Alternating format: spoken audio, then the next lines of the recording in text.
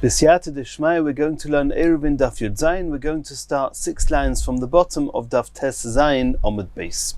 Says the Gemara, Dorash Rav Nachman Mishum Rabbeinu Shmuel. And just to get back into the sugya we learnt at the end of the previous share on Daf Tes Zayin Omid Beis was discussing when a person circles an area with a weak type of wall. It's halachically weak type of wall. A regular wall should be a solid wall. If not solid, at least shesi ve'erev, made of uprights and horizontal pieces, with lovud, with less than 3 tvachim between each upright and between each horizontal part, and that makes a solid wall, a solid mechitza.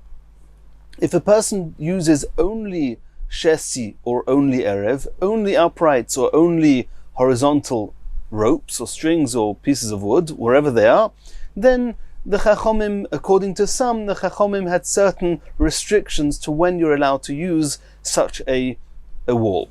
Says the Gemara, Rav Nachman said in the name of Rabbeinu Shmuel, Yochid, an individual person who used such a type of a weak wall to encircle himself when he's in an open field, Noisnim Leibeis Sosaim, we give him the area that one can sow in it 2 saw of produce, which is 100 amos by 50 amos. That's what we assume that a regular single person, that's the type of area that would serve such a person. Now, does it mean that that's how much he needs for his kalim, for his utensils to put things down, for his usages? Not necessarily. It could be he uses less. It could be that he needs more. Either way, that's all we give him. We give him a base or saim. That's what we assume per head. That's what he needs, or that's the type of area he would use for his own uses. Base. If you have 2 people in such an area, noistim lem base or saim. We give them the same shiur as we saw, base or saim between them. Gimel. If you have 3 people, then it's already called a crowd, a rabbim. Nasu shayora, then it's called they're already a caravan, and their needs are even greater, and therefore between them, noisnim lehem beis sheish. We give them the area of 6 sosaim, 6 saw, which is, even though we don't double the area if there's 2 people, we do triple it if there's 3. That was what Rav Nachman said in the name of Rabbeinu Shmuel. Asks the Gemara, Shavkas Rabbanon v'Avdas Reb Yosi ber Yehuda? Are you neglecting the opinion of the Chachomim and taking on and ruling like Reb Yosi ber Yehuda? Because we saw in the Gemara before that only according to Reb Yosi ber Yehuda you give 2 saw to 1 or 2 people and 6 saw for 3 people. According to the Chachomim, even for a single person, we give them as much as they need. Answers the Gemara, it was common in those days to appoint a type of, not a translator, but a speaker to speak on his behalf. So Rav Nachman appointed somebody to speak on his behalf and say as follows, V'dorash, as follows, Dvorim she'omarti lifneichem, this that I ruled and I told, what I said to you, Tol sein b'yodi, they were a mistake. Barom, the truth is, Kach Omru, this is what they said. Yochid noisnim loy beis sosaim. If it's 1 person, they get 2 saw. Shnayim, 2 people, noisnim lem beis sosaim. Again, you give them 2 saw. Shloisha nasu shayora, and this is what's changed. What's changed is not with 1 or 2 people, we'll soon see why. What's changed is with 3 people. Beforehand he said that if there's 3 people, you give them 6 saw. Now he's saying no. Noistim lem kol tzorkon, you give them whatever they need. That's what's changed, and according to the Chachomim, indeed, that's the halacha, that a shayora, you give them kol tzorkom. Now the real truth is that according to the Chachomim, even a yochid, you give them kol tzorkom, but when it's for a yochid, for a single person or for 2 people, we'll soon see why, but Rav Nachman there did follow the opinion of Rabbi Yosi ber Yehuda. Asks the Gemara, Reisha Rabbi Yosi ber Yehuda, regarding 1 person or 2 people, where you give them beis sosaim, there you're following Rabbi Yosi ber Yehuda, v'sefer rabbanon, and only regarding 3 people, you're following the rabbanon that you give them kol tzorkom. Says the Gemara yes. Mishum dekoi avua b'shitasi. Rabbi Yosi bar Rabbi Yehuda was the son of Rabbi Yehuda. And Rabbi Yehuda also held that with one person or two people you give them just 2 sa. Since Rabbi Yehuda and his son Rabbi Yosi both held that regarding individuals you only give them 2 sa, the halacha is 2 sa.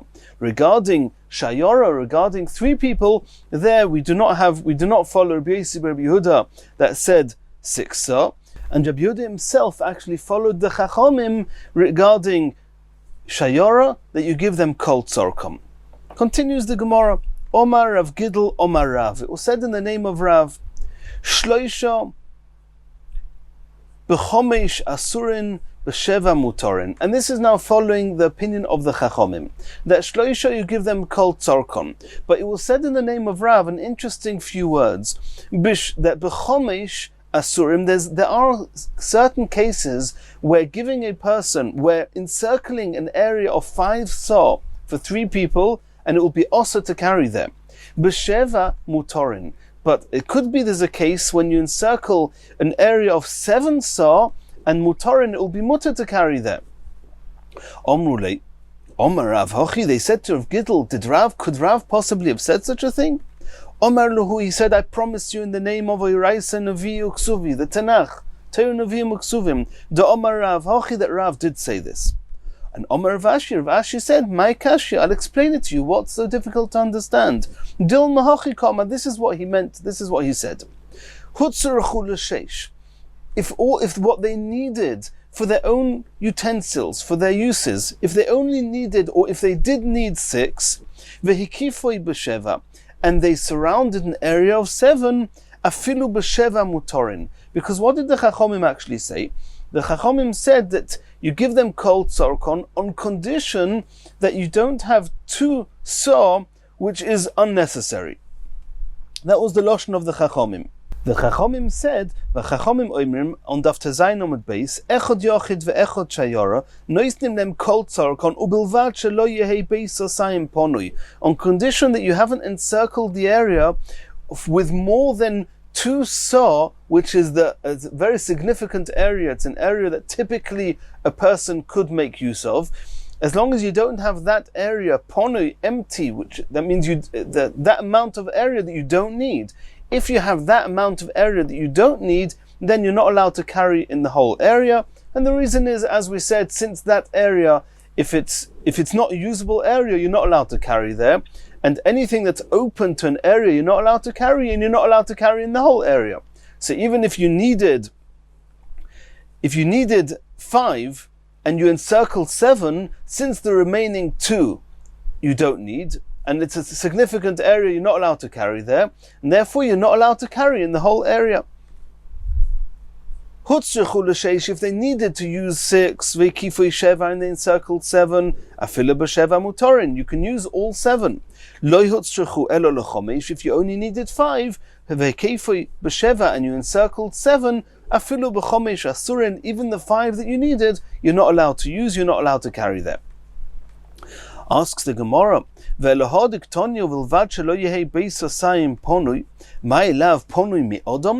here the Gemara means, when it says ponui mi'odom, the measure of the type of area that typically could be used and is needed by a person is beis osayim. That's clear, not more, not less. However, the amount of area needed for the utensils, the tzrochim of a person, the area that you need to put your things down, that could differ. One person could need less, somebody else could need more. So what we're saying now is that when we said before, we said that if you have 3 people, a shayara, noislim kol tzorkom. What's called kol tzorkom? Till now we thought at least 2, or not at least, we thought it meant that you give them 2 sa per person. At least 2 sa per person, if not less, if not more. Kol tzorkon might mean all their needs. Even if they need more, we give them more. But at least 2 sa per person. So how can you say that if between the 3 people you only need 5, and you are makif for 7, you're not allowed to carry them, but 6 sa for 3 people is the minimum that person needs? So why are you saying if they only need 5 and you are makif for 7 that you're not allowed to carry there? Says the Gemara, no, you misunderstood me. Loi, that's not what I meant. Ponui mikelim. When the Chachomim said you mustn't have 2 saw empty, they didn't mean 2 saw beyond 2 saw per person, per head. No. 2 saw beyond what you actually need for your kelim. So if, even though technically speaking every head could do with 2 saw, if these 3 people together only needed 5 saw for their kelim, then you have 2 saw which is not necessary for kelim. If you have 2 saw that's not being used by the kelim, by utensils in any way, the Chachomim say you're not allowed to carry in the whole area. Continues the Gemara. Itmar. And now we're discussing what happens if when Shabbos came in, at the onset of Shabbos, there was X amount of people, and then something changed with the number of people on Shabbos. For example, if you only had 2 people when Shabbos came in, then if you circled more than 2 saw, we have a problem. As we saw before, if there's 1 or 2 people, you're only allowed to use 2 saw. What happens if a 3rd person came on Shabbos? If you encircled it with more than 2 saw, you're not allowed to use the area. And then a 3rd person joined you on Shabbos. Does that now become mutter to use the whole area? Or in the other case, you had 3, and then 1 disappeared on Shabbos. So all the while you had 3, you could use 6 saw, or you could use kol tzorkom, and now suddenly you're down to 2, and for 2 you're only allowed to use 2 saw altogether. Are you now no longer allowed to use the large area? That's what the Gemara is going to ask now. Shloisha, if when Shabbos came in there were 3 people, umeis echod mehen, and on Shabbos 1 of them died. Or Shnayim, when Shabbos came in, they only had 2 people, v'nisvas valem, and on Shabbos a 3rd person came in. There was a machlekes Rav Huna and Rav Yitzchak. Chad Omar, and we'll soon see this is Rav Huna. Rav Huna holds Shabbos goyremes. When Shabbos came in, that's what the determining point is. If you had 3 when Shabbos came in, irrespective of whether that number goes down or not, you can use the entire area on Shabbos. If you only had 2 people when Shabbos came in, you can only use a small area, irrespective of if more people came on Shabbos.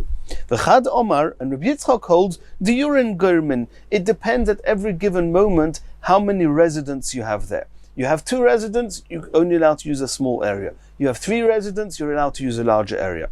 Tistayim de Rav Huna hu de Omar Shabbos geremes. We're going to bring a proof that it's Rav Huna that says that it's the onset of Shabbos that decides for the whole Shabbos. De Omar Rabba boyim Rav Huna. Rabba says, I asked Rav Huna. Uboyim Rav Yehuda, I also asked from Rav Yehuda. Irev derech haPesach. If you have 2 chatzeros and you want to carry from one chotzer to the next, then one of the conditions that you're allowed to carry from one chotzer to the next is that the passage between one chotzer and the next is actually a Pesach. It's a significant opening. So if you had 2 chatzeros with a significant opening, a Pesach in between, and you did an Eruv between the 2 chatzeros, v'nistam a Pesach, and something happened on Shabbos, and the doorway became blocked up, a mound fell in front of it, a wall fell down, whatever it was, you can now no longer use this opening. Derech hachaloin, v'nista machaloin, or if the significant opening was not a doorway, it was a significant sized window, and the window got blocked over Shabbos, mahu, are you still allowed to carry from one chotzer to the next via some insignificant opening based on the Eruv that you made because of the significant openings when Shabbos came in? Or do you say no? You say, since now those significant openings are no longer there, the Eruv is void, and you're not allowed to carry from one chotzer to the next. V'omarli, and Rav Huna told me, Shabbos hoil v'hutra hutra. Since at the onset of Shabbos this was a good Eruv, and you're allowed to carry from one chotzer to the next for the whole Shabbos. So you see, it's Rav Huna who holds that the onset of Shabbos is what determines for the entire Shabbos. So too in our case, the amount of people that were in this area at the onset of Shabbos determines the halachic status and where and how much you're allowed to carry for the entire Shabbos, even if the numbers change over Shabbos. Continues the Gemara. Leima Rav Huna Yitzchak beplukta de Rav Yosi v'Rav Yehuda kamiflegi. We saw there was one machlokes. Rav Huna says that Shabbos is geirem. Rav Yitzchak says diurin, the number of residents at any given point on Shabbos, is geirem. Maybe they are arguing in exactly the same machlokes as a machlokes Tanoim. Ditnan we learned in a Mishnah. We're going to see this on Daf Tzadik Daled. Chotza shenifratza mishtei ruchoseh. If for whatever reason a chotza, which was a kosher chotza to carry in when Shabbos came in, and a kuna, two of its walls became damaged on Shabbos, and technically speaking this chotza is no longer a chotza that you can carry in on Shabbos. But when Shabbos came in, it was okay. V'chein bayis, or similarly a home, shenifratza mishtei ruchoseh, where corner or two of its walls got damaged on Shabbos. V'chein movui shenitlo koirosav lechoyov, or a movui that when Shabbos came in, it had a lechi or koira and they got taken away during Shabbos. Mutorin la'oisa Shabbos v'asurin la'osid lavoi. That Shabbos, this is Divrei Rabbi Yehuda. Rabbi Yehuda holds that Shabbos, you're allowed to use the home, you're allowed to use the chotzer, you're allowed to carry in the mavui. The next week, not, because when Shabbos came in next week, you don't have the right walls, you don't have what you need. But for this Shabbos, it's muta. Rabbi Yosi argues and says, Imutarin la'isa Shabbos, mutarin la'osid lavoi. I don't understand. Are these walls okay now? Good enough for this week, then use them next week as well. And since it's clear to us that you're not allowed to use this area another week for next week because the walls that you need to be able to carry in have been destroyed, asurin la'isa Shabbos, then it's also this Shabbos as well. Who cares that when Shabbos came in, it was okay. When Shabbos came in, the walls were fixed, and now they're not. That is what Rabbi Yosi holds. So the Gemara says, we're taking it for granted that Rav Huna, who says Shabbos goyremes, the number of people in this enclosure when Shabbos comes in determines for the whole Shabbos, he is holding like Rabbi Yehuda, who says that mutarin la'isa Shabbos, that even though the walls, the structure of the home, the area of the Mavui got ruined over Shabbos, nonetheless for that Shabbos you can use it. And Rav Huna is not going to hold of Rabbi Yosi. Rav Yitzchak, who says that diurin goyremin, the number of residents at any given moment is the deciding factor, he holds that every moment has to have its own halachas, and therefore he is following Rabbi Yosi, who says that if the walls broke on Shabbos, from this point on you can no longer rely on those walls that no longer exist. That's what the Gemara is suggesting. And whenever the Gemara says Leimeke Tanoi, we don't like it so much because we don't want one Amoira to be holding like one of two Tanoim. We'd rather that every Amoira can follow both Tanoim, or at least doesn't have to follow just one Tanoim. We certainly don't want a Machlokes Amiroim being identical to Machlokes Tanoim. Says the Gemara, no. I can show you how Rav Huna can even hold like Rabbi Yosi. That means even though Rav Huna holds that the number of people in this enclosure is determined when Shabbos comes in, nonetheless he'll agree to Rabbi Yosi that when the walls fall down, you cannot rely on it even that Shabbos. And I'll show you how even Rabbi Yitzchak, who holds that the number of residents at any point on Shabbos is a deciding factor, he'll agree that regarding those walls that fall down, since when Shabbos came in, you were allowed to carry in that area, you can carry there the whole Shabbos. Let's see this inside. Leimer Rav Huna de Omak Rav Yehuda. Rabbi Yitzchak de Omak Rabbi Yosi. Initially we assume Rav Huna can only follow Rabbi Yehuda and Rabbi Yitzchak can only follow Rabbi Yosi. Says the Gemara, no, Omalacha Rav Huna can answer you as follows. Ana de Omri afilu Rabbi Yosi. I, Rav Huna, who say Shabbos Geremes, I could hold like Rabbi Yehuda, who says that when Shabbos comes in, that's what determines. I could hold like him, but I could even hold like Rabbi Yosi. Ad kan loika om Rabbi Yosi. When did Rabbi Yosi say that when some walls of a home or a chotzer or the koir of a lechi of a mavi fall down, you're not allowed to continue using it even that Shabbos? Elo de lisnu mechitzes, because bottom line, I don't have the mechitzes, I don't have the partitions that you need in order to carry. What's the difference? What happened when Shabbos came in? Hacha, but in the case of these weak walls that you encircled in an open field and you're using these walls, And then when Shabbos comes in, I have the walls, either shesi or oriv, they're weaker type of walls. The walls exist. It's just a question of how much space are you giving me to use within these walls, because they're weak walls. Therefore, if I'm a single person, you only gave me 2 saw. If we're 3 people, you gave us more. But since the walls are there, it would make sense to say that since at the onset of Shabbos I was allowed to carry within these walls, therefore I can continue carrying there the whole Shabbos, even though the number of people, the residents in these walls, went down on Shabbos. That means don't compare a decrease in number of residents to the breaking of a wall, which without walls you're not allowed to carry anywhere. Rav Yitzchak says, Anod Omra Filil Reb Yehuda. Rabbi Yitzchak says that the number of residents at any given moment on Shabbos determines, then of course he can hold like Rabbi Yossi, who says that the walls that fell down on Shabbos, the moment the walls fall down, you're no longer allowed to carry there. That goes without saying. He can follow Rabbi Yossi. But he says, I can even follow Rabbi Yehuda.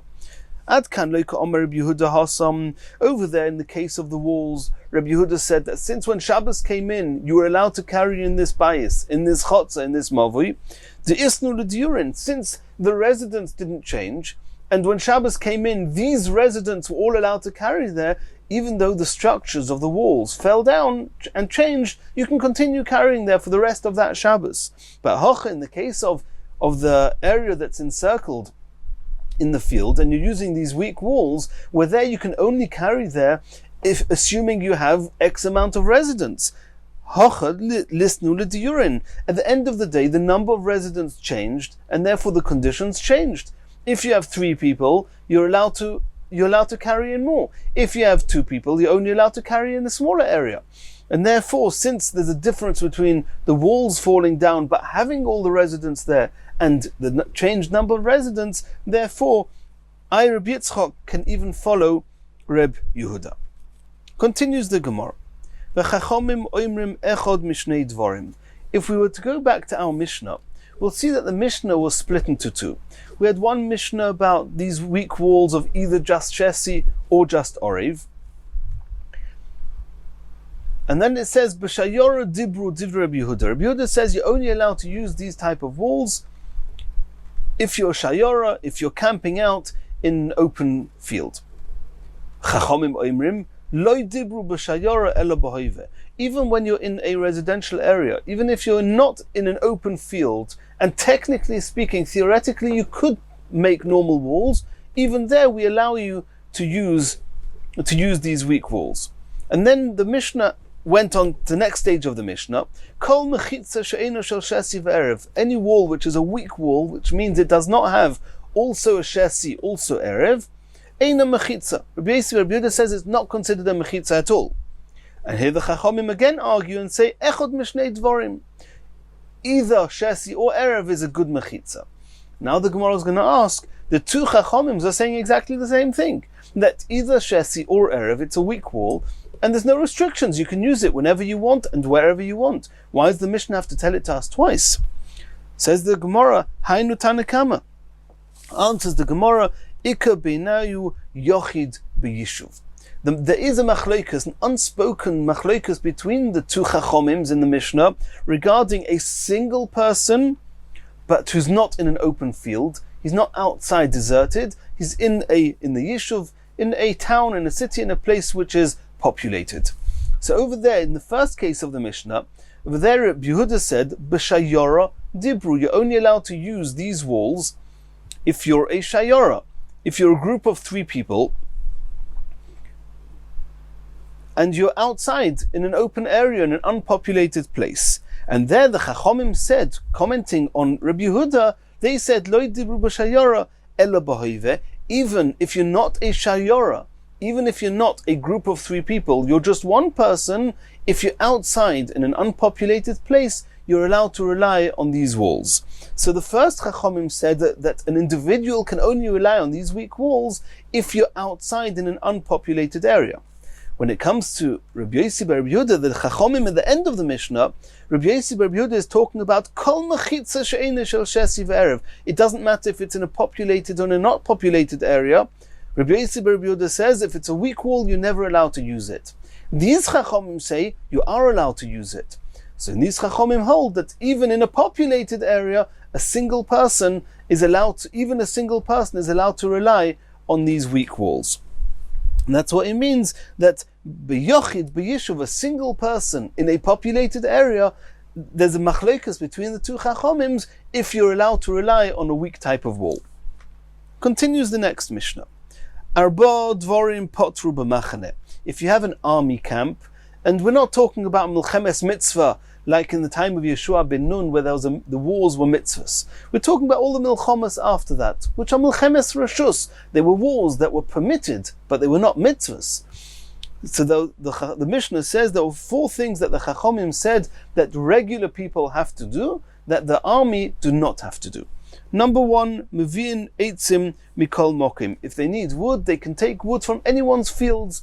Wherever they want, they can collect some woods. Even though it's from somebody else's field. If you're not an army, you can't just go into somebody else's field and take some wood. The army are allowed to. The second halacha, upturin mirichitzas yadayim. We know that when we eat a meal, we wash netilas yadayim at the beginning of the meal, and we wash mayim achroinim at the end of the meal. Some type of rechitzas yadayim, the Gemara is going to discuss which one, this army is potter. Umidumai, we know that when one buys produce, fruits, vegetables from an Am Haaretz, we're not sure did he take all the trumas or maishes properly. So a regular person, we tell them, you buy fruits, vegetables from an Am Haaretz, you have to take maisa just to be safe. The army, however, it's only midrabanon. Min haTorah, you can rely on the majority of Am Haaretz that do take trumas and maishes. Well, the Chachamim said, if you're an army, then you do not need to take trumas and maishes, you can eat demai. Umila ariv. There's a certain type of eruv. We know there's different types of eruvs. There's eruvei chatzeris. If you want to carry within a chatzah, you want to carry between chatzeris, you make an eruv, you can carry. There's another type of eruv called eruv tchumin. If you want to carry outside the city more than 2,000 amas, you put down an eruv before Shabbos comes in, and then you can carry you can walk, not carry chas shalom, you can walk 2,000 amas beyond that eruv. So one of these types of eruv, the army are potter, and we'll see in the Gemara which one. Says the Gemara, Tanu Rabbanon. We learned in the Braisa, Machane hayotzes lemilchemes harashus. An army camp that's going out to milchemes rashus, mutorin begezel eitzim yuveshim. They're allowed to, so to speak, steal dry woods, even though the owners of these woods may well have used these woods for firewood. The army are allowed to take it. Rabbi Yehuda ben Teima omer, af choinin b'chol mokim. The army are allowed to camp wherever they want, even in somebody's private property. Normally you can't go and camp in somebody's private property without permission. The army were allowed to camp wherever they wanted. Another halacha says this brayso, says Rabbi Yehuda ben Teima, u'b'mokim she'en ne'erogin shom nikvorin. If a soldier dies at war, wherever he's found, you're allowed to take that place and turn it into his burial place. You don't need to move him anywhere else. You shouldn't move him anywhere else. Wherever he fell, that's where you bury him. Even if it's in somebody else's rashus, nobody can stop you. Says the Gemara, we're going to discuss this now. Mutorin begezel eitzim yuveshim. We just saw in the Braisa that the army, the camps, are allowed to take even the dry woods that belong to private people, that belong to people. The army are allowed to take it. Says the Gemara, are you telling me this is a takon, this is a special leniency with people going out to war? Hai takan to the Yeshua hava. Already from the time of Yeshua ben Nun, when he came into Eretz Yisrael, this was one of the halachas. The Omar Mar, we learned, Asara Tanoim Hisno Yeshua. There were 10 conditions when Yeshua ben Nun came into Eretz Yisrael at the very first, after they came out of Mitzrayim, after 40 years in the desert, they came into Eretz Yisrael. Yeshua ben Nun straight away said 10 halachas. You're coming into Eretz Yisrael on the following conditions, on the following understandings. One of them was Sheyu Mar'in B'Chirushin. Any person is allowed to allow his animals to pasture in any wooded areas of his friend. A typical wooded area is not an area that you cut down, that you harvest, and therefore my animals will not ruin your wooded area. So we come into Eretz Yisrael with the understanding that anybody will be allowed to pasture in your wooded areas. And another condition that he made, that anybody is allowed to collect woods from his friend's field. So this was not a leniency for the army when they first came into Eretz Yisrael. This was a condition right from the start. Answers the Gemara, Hasam behizmi vehigi. Over there, when Yeshua ben Nun came in and he allowed people to take woods from other people's fields, he didn't mean you can take any woods, anything that's growing. He meant only hizmi vehigi, which are thorns and thistles. There, people generally don't need them, don't care about them, so those you can take. Hacha b'shar eitzim, any other woods you can't take. That's why the Mishnah says, and the Brisa said, if you're an army, the army are allowed to take even other woods.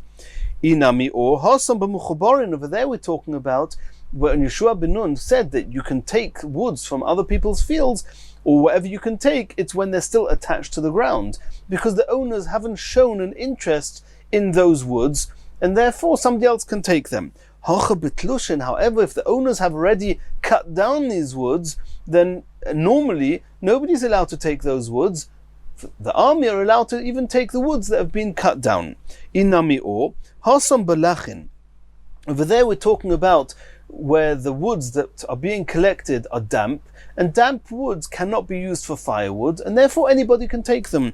Here it says explicitly even the dry woods which can be used for firewood, so normally a person is not allowed to take wood that potentially could be used for firewood from his friend's fields. The army, however, are even allowed to take the dry woods. Continues the Gemara, Rabbi Yehuda ben Tema oimer af choinin b'chol mokim. The Rabbi Yehuda ben Tema added on some more leniencies for the army. Number one, they can camp wherever they please. Number two, b'mokim shenerogin shom nikborin, wherever a soldier falls, that becomes his burial place. Says the Gemara Pshita, of course anywhere a soldier falls, you're allowed to bury him. Why is it different to any mes mitzvah? Any mes mitzvah, and we'll soon see what a mes mitzvah is, but a mes mitzvah is somebody who, there's nobody to care for him. This is a lone soldier, he's fallen, he's a mes mitzvah. Every mes mitzvah, nothing to do with the army. Any mes mitzvah, you bury him exactly where he's found. Or mes mitzvah, we know there's a global rule. Any mace mitzvah, a mace that has nobody to care for his burial, is buried wherever he's found. Says the Gemara, Loi. No, it's not a question. Tzricha, Yehuda ben Tema's halacha does have a place. Afal gav the islay koivrin. What's a mes mitzvah? Somebody who has nobody to care for his burial needs. Over here we're talking about even a soldier that does have somebody to care for his burial needs.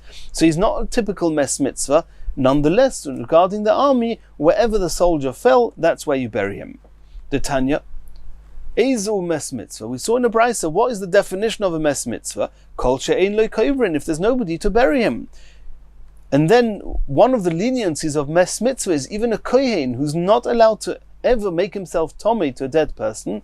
If he sees a mes mitzvah, he has to deal with the mes mitzvah and bury him. In the event that the kohen could call others to deal with the mes mitzvah and then preventing himself needing to become tomei, of course, ein zeh mes mitzvah, then this is not a mes mitzvah that requires a kohen to become tomei. The kohen should not become tomei. But either way, we see here that mes mitzvah is only if there's nobody there to take care of the burial. So that's what the Gemara answered, that the soldiers that fall, even if there's somebody to take care of the burial, the leniency of the army is wherever a soldier falls, you can bury him. Ask the Gemara, mes mitzvah koinim koimai? Is it true that a mes mitzvah, wherever a person dies, if there's nobody to deal with, to take care of the burial, he has the status of a mes mitzvah, you bury him wherever you find him? This seems to contradict the Brisa, Vatanya. Hamoitzi meis mutal besratya. If a person finds a dead person lying in a main road, Mefanehu, you move the dead person liyamina stratya or lismoila stratya, either to the edge of the main road on the right or the edge of the main road on the left. What happens if on one side of the main road you have a stebur, you have a private person, and he has a field that's fallow, a field that has not been ploughed or sown, or stay near, and on the other side of the main road you have a field that's been ploughed. Then mefaneu l'sdebur, then move this corpse and bury it in the field which has not been ploughed, rather than going to the field that's been ploughed, and you're causing more damage that way. Sdei nir ustei zera. If you have one field that's been ploughed and another field that's been sown, then mefaneu l'stei nir. Then rather move the corpse to a field that's just been ploughed and not to the field that's already been sown. Hoyu shteim nirois. If both fields have been ploughed, shteim zrois, or both of them have been sown, or shteim burois, or both of them are fallow, both of them have not been worked with at all, that means the right-hand field and the left-hand field are the same. Mefaneu l'kol ruach sheyirtzeh. You can move the mace to the mace mitzvah to any side that you choose. But what do we see from here? That you're allowed to move the mace mitzvah. We don't say, if you find the mace mitzvah in the main road, bury him where you found him. Answers the Gemara, Omer of Bivi, Hacha b'meis hamutal al hameitzer oskinon. We're talking here about a dead person that is spread out in the main street from side to side. It's obviously not such a wide main street. And from one side to the next, if you're going to bury the person there, there's going to be a kever in the middle of the main road. Anyone who's going down this main road is going to become tomei for going over a dead person or going over a grave. A kohen, any kohen that goes down this road will become tomei. And therefore, we move the mace to the side, and the discussion is to which side. Once we say don't bury him where he is, we say move him to any side you want or to the side that's going to cause the least damage. But in the case where he's not going to disrupt the entire Rishus Harabim, he's not going to disrupt the entire main road, then you bury the person, the Meis Mitzvah, exactly where you find him. Continues the Gemara. Omar Abaya, Upturin Merchitzas Yodayim. One of the things that we saw in the Mishnah is that the army are potter from washing their hands.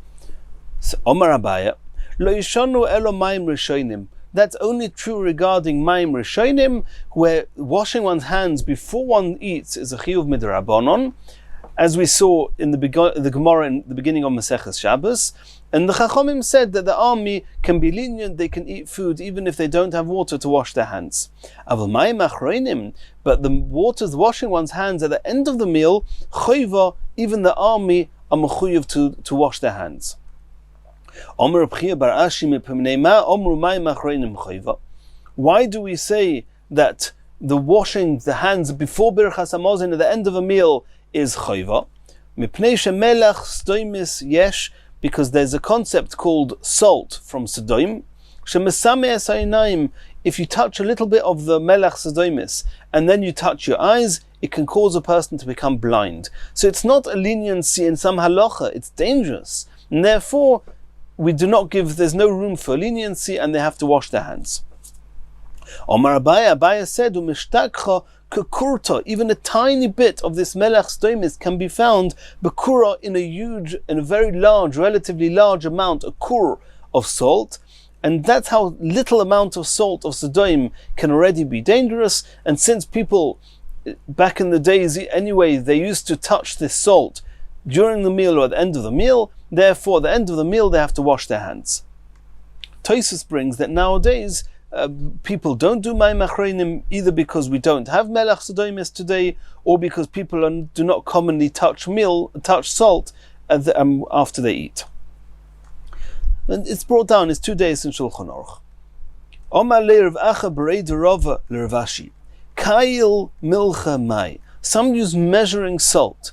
He wants a certain measure of salt. He goes to the big heap of salt and the pile of salt and he's measuring it out. Does he have to wash his hands? Omar le haloi miboya. If even the tiny amount of salt of melech stoimis that may have got to your hands at the end of a meal, we already say it's a chiyuv, even for the soldiers. It's a chiyuv for mayim achreinim.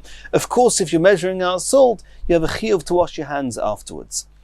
Continues the Gemara, umidmai. We saw in the Mishnah that one of the halachas that the soldiers can be lenient with is regarding eating demai. Eating food that's fruits or vegetables that have been bought from an Am Ha'aretz that we don't know if he took Trumas and Maisrus. Titnan, says the Gemara, we learned in the Mishnah, Ma'achilin es ha'aniyim demai, one is allowed to feed poor people with demai, versus achsanya, demai, one's also allowed to feed the army with demai. Omer Funa, Tona, Rav Huna says we learnt in a brayso that it's actually machlokus Beis Shammai and Beis Hillel. Beis Shammai omrim ein machilin esaniyim demai v'esachsanyu demai. Beis Shammai are stringent and say you're not allowed to give demai not to the poor people and not to the soldiers. Beis Hillel omrim machilin esaniyim demai v'esachsanyu demai. Beis Hillel say you are allowed to give the poor people and the soldiers demai. And Tosfos asks, what are we coming to say with this brayso, or are we just trying to introduce an opposite opinion of Beis Shammai? Since when does Beis Shammai's opinion have any halachic ramifications whatsoever? Tosfos discusses that. Continues the Gemara, Umila'arev, one of the leniencies of the army of the soldiers is that they do not need to make an eruv. Which eruv? We're only talking about eruvei chatzeros. To carry within a chatzah, you need to make an eruv chatzeros. To carry from one chatzah to the next, you need an eruvei chatzeros. Avol eruvei tchumin chayovin. But to walk, even without carrying, to walk more than 2,000 amos out of the place that you are when Shabbos comes in, which is either daled amos, where you were positioned when Shabbos came in, or if you were in a town, the whole town is considered your daled amos, and you can walk 2,000 amos beyond that, but not more. You want to walk more than that, you have to put an eruv, you have to, so to speak, be positioned, be resting when Shabbos comes in, be resting at the point of 2,000 amos from the city, and then you can walk till there, and from that place, another 2,000 amos in any direction. We'll learn more about those halachas later on in Masechas Eirovin. But Eiruvei Tchumin, even the soldiers, if they want to walk more than 2,000 amos out of the town, they have to make an Eiruvei Tchumin. There's no leniencies for them. The Tanya Reb Chia, because it's explicit in the brayso, loikin al eruvei tchumin dvar Torah. The need to make an eruv tchumin, the issa to walk 2,000 amos outside the town, is an issa doiraisa. It's issa min Torah. We can't let the soldiers transgress that. Eruvei chatzeros, which is only a chiyuv d'Rabbanon, because biblically speaking, every chatzah is Rishus HaYochid. To carry within Rishus HaYochid, even though it belongs to a number of people, to carry from one Rishus HaYochid to another Rishus HaYochid, even though each Rishus HaYochid belongs to different people, min HaTorah is no issue. The Chachomim didn't want you to get confused between that and Rishus HaRabim. They said, make an Eruvei chatzeros. So there the Chachomim can say, with the soldiers will be lenient. But Eiruvei Tchumin is a chiyuv min HaTorah, there's no room for any leniencies. Maskif lo Rav Yochanan. Rav Yochanan is asking, you just said now that for Eiruvei Tchumin, if somebody transgresses Eiruvei Tchumin, which means he walks more than 2,000 amos without making an Eruv Tchumin, he'll get malchus. It's a chiyuv min HaTorah. V'chiloikin alav sheba'al, any lav, a mitzvahs lo yisasech, an isur, that the Torah, the term the Torah uses to transgress it is not loy, it's al, don't. Are you telling me that you get malchus? Because where do we learn that you're not allowed to go outside the tchum? From the pasuk that says, al yetze ish mimekoymoi, al yetze, a person should not go outside from the place that he was when Shabbos came in. That was Rav Yochanan's question. Maskif Rav Acha bar Yaakov. Rav Acha bar Yaakov is asking, there's another pasuk that says al regarding certain practices of magic and sorcery, where it's seriously asa, and the Torah also says al tifnu ela oivos ve'ela yidoinim. Do you really believe that there's a rule that says that any issa that the Torah uses the word al is you don't get malchus? The fact that it says al, so what? Al is exactly the same as loy, you do get malchus. So what was Rabbi Yonasan's question? I said Rabbi Yochanan before, I meant Rabbi Yonasan. What was Rabbi Yonasan's question? Says the Gemara, Rabbi Yonasan hoche kashile. What Rabbi Yonasan actually meant was the following question. Lav shenitin lazhoras misas beizdin. The words in the pasuk, al yetze ish mimekoymoi b'yom hashvi. Don't go out of your place on Shabbos. What does that mean? So we assumed till now that it's talking about going outside the tchum. Well, it's also talking about going from Rishus HaYochid to Rishus HaRabim, and from Rishus HaRabim to Rishus HaYochid. Carrying, not only walking outside without carrying, walking outside the tchum, it's even carrying from one Rishus to the other, is also learnt from there. And if you carry from one Rishus to the other, you're going to be chayiv misa. It's one of the lamates melachas. Hamoitzi mirushus l'rushus. And any lav that's been written in order that also warns us about isurim, that if somebody transgresses them, Beis Din will kill him, then even though that lav may incorporate other isurim, they will never ever be able to give malchus based on that lav. That's what Rabbi was asking. Lav shenitin lazharas misas Beis Din. Since this lav of al yetze ish memekoyme b'yei hashvi is also warning about a lav which has misa, if so, even though using it for going outside the tchum, and that's not one of the lamates melachos, and he'll not have chiyuv misa, but you won't get malchus for it. That was Rabbi Yonasan's question. Because the rule is that v'chol lav shenitin azoras misas Beis Din, any lav that was used as a warning to somebody who's going to be being chayiv an aveira that he can get misa, ein leiken alav. We never use that lav just for malchus. Omer Rav Ashi answered, miksiv al yotzi. The pasuk there doesn't say al yotzi, don't take something out from one rishus to the other, which indeed is one of the lamates melachis, and you as chiyuv misa. Al yetze, it's talking about ksiv, it's talking about you going out yourself without carrying. The pasuk is not talking about carrying something from one rishus to the other. It's called you going out yourself from beyond the 2,000 amas, and that's never azharas misas Beis Din. You never get killed for doing that. It's not one of the lamates melachas, and therefore we can use this pasuk to say that you get malchus. That's how Rashi learns the Gemara. Hadron aloch Mavoi b'siyata deshmai. We finished Perek Mavoi, the first Perek in Masechas Eirovin. In Mirz Hashem, in the next year, we're going to start the second Perek Oisin Pasin.